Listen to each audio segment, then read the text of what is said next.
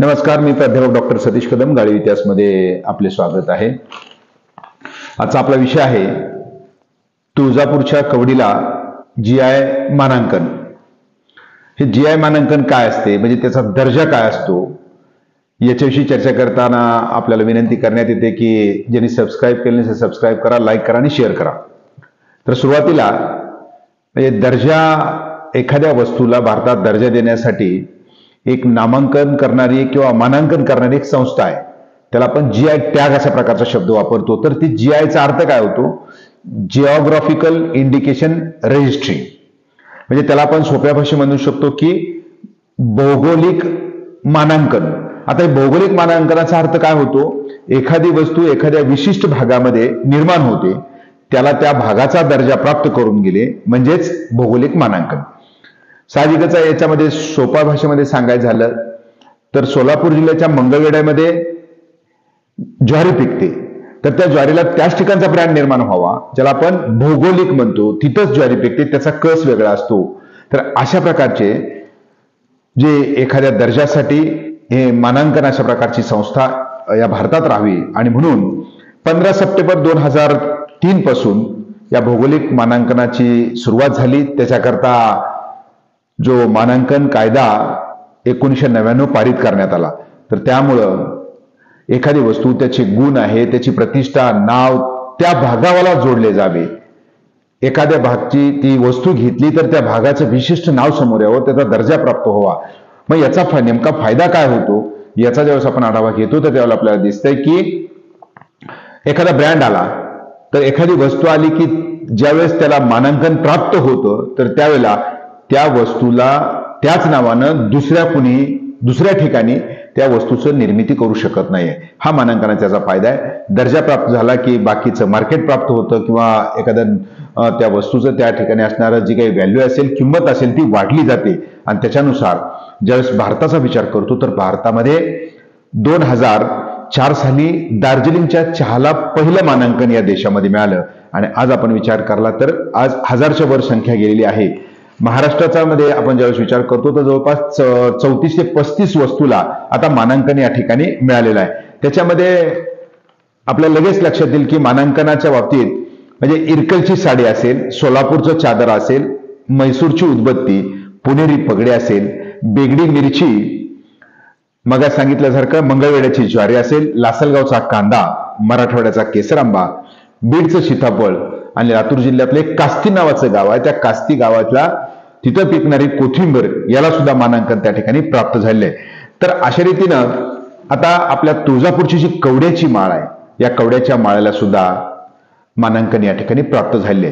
मग ज्यावेळेला आपण कवड्याच्या माळ्याचा विचार करतो किंवा कुंथलगिरीचा पेढा आहे, फक्त धाराशिव जिल्ह्यापुरता विचार केला तर कवड्याची माळ आणि कुंथलगिरीचा पेढा या दोन्हीला त्या ठिकाणी मानांकन प्राप्त झाले आहे. तर या कवड्याच्या माळ्याचा ज्यावेळेस विचार करतो, ऐतिहासिक दृष्टीनं याचं जर महत्व आपण पाहिलं तर ते अनादिकाळापासून या ठिकाणी याची सुरुवात झालेली आपल्याला दिसते. गोगलगाईच्या पाठीपासून मिळणारी ही जी काही कवडी, प्रत्यक्षपणे ही वस्तूची निर्मिती होत नाहीये, तर ते त्या ठिकाणी समुद्रकिनारी प्राप्त होणारी ही जी वस्तू असेल त्याला आपण कवडी अशा प्रकारचा शब्द वापरतो. मग ही कवडी कुठल्याही असणाऱ्या जी शक्ती देवता असते, त्या शक्ती देवतेला त्या ठिकाणी कवड्याची माळ अर्पण केली जाते. खास करून महाराष्ट्राचा विचार आपण करतो तर ती कवड्याची माळ तुळजाभवानीला या ठिकाणी वापरताना दिसून येतात. त्याची जी भक्त असतील तर ती भक्त आपल्या गळ्यामध्ये कवड्याची माळ त्या ठिकाणी घालतात. त्या कवड्याच्या माळेचे आपण दोन जे प्रकार पाहिले, ते एक आहे आंबुकी कवडी आणि दुसरी आहे येडाई कवडी.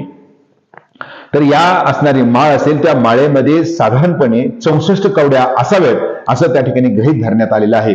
या 64 कवड्याचा अर्थ होतो की पार्वतीची जी योगिनी आहे तिच्या सोबत आलेल्या त्यांची संख्या 64 असते, आणि म्हणून गळ्यामध्ये 64 कवड्याची माळ घालावी. त्याच्यामध्ये भक्त असेल, भूत्या असेल, किंवा पोत्र जे बाकीची जी काही मंडळी असेल, तर ही मंडळी जी त्या तुळजाभवानीला मानतात त्यांनी कवड्याची माळ या ठिकाणी गळ्यामध्ये अर्पण करावी किंवा घालावी असं त्या ठिकाणी मांडलं गेलंय. दुसरा विषय असा आहे की कवड्याची माळ का घालावी, तर त्याच्यामध्ये कवडी ही कधी काळी म्हणजे ज्यापूर्वी इसवी सन पूर्व कालखंडामध्ये कवडी नावाचं चलन होतं. मग त्यानंतर ज्यावेळेला आपण प्रगती होत गेली आणि पैसा आला, त्यावेळेला कवड्याची माळ किंवा जी काही कवडी असेल ती कवडी बाजारातून किंवा चलनातून दूर गेली, आणि म्हणून आपण सहज शब्द वापरतो कवडी मोल झाला, म्हणजे त्याला आता किंमत उरली नाही. ज्यावेळेस देवीला आपण लक्ष्मीचं रूप मानतो तर त्यावेळेला ही जी कवडी असेल म्हणजे लक्ष्मी असेल, कवडी म्हणजे चलन आहे, त्यामुळं आज आपण जर लक्ष्मी पूजन घरामध्ये केलं तर आपण पैशाची पूजा करतो, चलनाची पूजा करतो. तसं त्या कालखंडामध्ये हे चलन असल्यामुळं कवड्याची माळ देवीच्या गळ्यामध्ये लक्ष्मीचं रूप म्हणून त्या ठिकाणी घातली जात होती. आणि त्याचबरोबर जे आपल्याला देवी देणारी जी शक्ती देवता आहे, हिनं किती जरी दिलं असेल तर तिला मागणारा मी कितीही श्रीमंत असेल, कितीही असेल धनवान असेल, तरी सुद्धा माझी जी काही किंमत असेल तिच्या पुढं कवडी मोल आहे, हे भाव मनामध्ये यावे म्हणून कवड्याची माळ त्या ठिकाणी घातली जात होती. छत्रपती शिवाजी महाराज असतील, छत्रपती संभाजीराजे असतील किंवा त्यानंतर जे भक्त असतात तर त्यांच्या गळ्यामध्ये कवड्याची माळ त्या ठिकाणी असावी असं म्हटलं गेलं आहे. आणि ऐतिहासिक दृष्टीने आपण जर पाहिलं तर ज्यावेळेला तानाजी मालुसरे सिंहगड किंवा कोंढाणा किल्ला घ्यायला गेले तर त्यांच्याही गळ्यामध्ये त्या ठिकाणी त्यांनी गोंधळ घातला होता आणि मगच तिथं असणाऱ्या याच्यावर या किल्ल्यावर हल्ला केला. आणि म्हणून शेवटची आठवण म्हणून तानाजी मालुसरेच्या गळ्यामध्ये कवड्याची माळ होती, जे शिवरायांकडे त्या ठिकाणी शिवरायापर्यंत पोहोचवली गेली. आजही आपण पाहिलं असेल की त्यांचे जे वंशज आहेत तर ते वंशज आपल्याला तानाजी मालुसरेची माळ आहे किंवा त्यांनी घातलेली माळ म्हणून त्या ठिकाणी दाखवतात. याचा अर्थ असा होतो की ही जी कवड्याची माळ असेल हे हजारो वर्षापासून आजही आपल्याला चालत आलेली दिसते. तर या असणाऱ्या कवड्याच्या माळेला मानांकन घ्यावं अशा प्रकारचा ज्यावेळेस प्रयत्न या ठिकाणी प्रशासनाच्या वतीनं त्या ठिकाणी झाला तर ती प्रशासन मग हे कवड्याची माळ किंवा एकंदर मानांकन देतंय कोण नेमकं, तर त्याच्याकरता आपल्याला पाहिलं तर सहाय्यक registrar of trademark and GI office Chennai, म्हणजे याचं जे काही ऑफिस आहे किंवा कार्यालय चेन्नई या ठिकाणी आहे आणि हे वाणिज्य आणि उद्योग मंत्रालय यांच्या अखत्यारीत येतं. तर हे असणारं पेटंट असेल, design and trademarks control general, तर याच्या अनुषंगानं किंवा हे लोक किंवा हे जे कार्यालय असेल हे कार्यालय आपल्याला या ठिकाणी मानांकन त्या ठिकाणी देतात. तर त्याला सोप्या भाषेत सांगायचं झालं तर registrar geographical indication registry intellectual property office building GST road Chennai या ठिकाणी याचं ऑफिस आहे. आणि त्यानुसार ज्यावेळेस आपण पाहिलं की 20/6/2023 रोजी याचं जे काही आपलं नाम जी काही याच्याकरता कारवाई सुरू झाली आणि ही कारवाई सुरू होत असतानाच याकरता जी एजन्सी या ठिकाणी वापरण्यात आली होती तर त्या एजन्सीचा ज्यावेळेस आपण आढावा घेतो तर त्याच्यामध्ये आपल्याला दिसतंय की याच्याकरता प्रोफेसर ॲडव्होकेट गणेश हिंगमिरे, म्हणजे हे जे आहेत ही जी संस्था यांची नॅशनल AP अवॉर्ड विनर आहेत ते. तर ही जी संस्था असेल तर ती संस्था या ठिकाणी काम करताना आपल्याला दिसतंय, म्हणजे त्या संस्थेचं नाव आहे मराठवाडा GI संवर्धन संघ. तर या संस्थेच्या वतीने आपलं जे काही प्रपोजल असेल, आपल्या इथलं जो काही या कवड्याच्या माळेकरता लागणारी जी काही प्रक्रिया असेल तर यांच्या मार्फत या ठिकाणी दाखल करण्यात आली. तर ते दाखल करण्यात आल्यानंतर त्याचं जे काही नाव आहे तर ते नाव सुद्धा कवड्याची माळ असंच त्या ठिकाणी ठेवलं गेलं.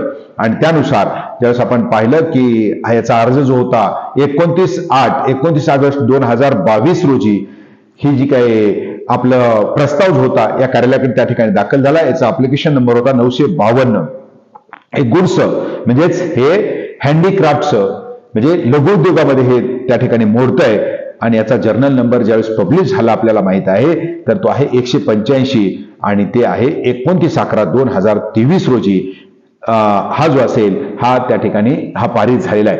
तर हा पारित झाल्यानंतर याच्याकरता खूप अशा प्रकारचं प्रक्रिया त्या ठिकाणी पार पाडावं लागतात. ज्यावेळेस कवडीचा आपण विचार करतो तर कवडीमध्ये त्याचं नेमकं काय काय होतं, त्यातले घटक कुठले आहेत, म्हणजे त्याच्यामध्ये कॅल्शियम किती आहे, त्याच्यामध्ये मॅंगनीज किती आहे, पोटॅशियम किती आहे, अल्युमिनियम किती आहे, सोडियम किती आहे, मॅंगनीज किती आहे, आयरन आणि झिंक, अशा प्रकारचे छोटे छोटे घटक त्याच्यामध्ये किती आहेत याचं सुद्धा त्या ठिकाणी आढावा घेण्यात आला होता. आणि तशा रीतीनं एकंदर आपली जी कारवाई असेल ती कारवाई त्या ठिकाणी दाखल झाली.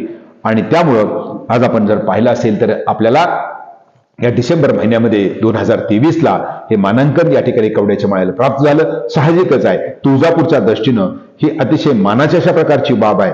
आणि या असणाऱ्या कवड्याच्या माळ्याला जे आज मानांकन प्राप्त झालं त्यामुळं येत्या काळामध्ये या ठिकाणी छोट्या मोठ्या उद्योगधंदे त्या ठिकाणी उभारले जातील. आणि आज आपण तुळजापूर आपण इथं जर पाहिलं तर तुळजापूरमध्ये कवड्याची माळ तयार केली जाते. आता तुळजापूर सोडून अन्यत्र कवड्याची माळ तुम्हाला तयार करता येणार नाही, कारण का त्याचं पेटेंट जे असेल किंवा GI मानांकन या ठिकाणी घेतलं गेलं आहे. तर त्यामुळं हा तुळजापूरसाठी लघुउद्योग वाढीसाठी हा मोठाशा प्रकारचा फायदा त्या ठिकाणी प्राप्त होणार आहे.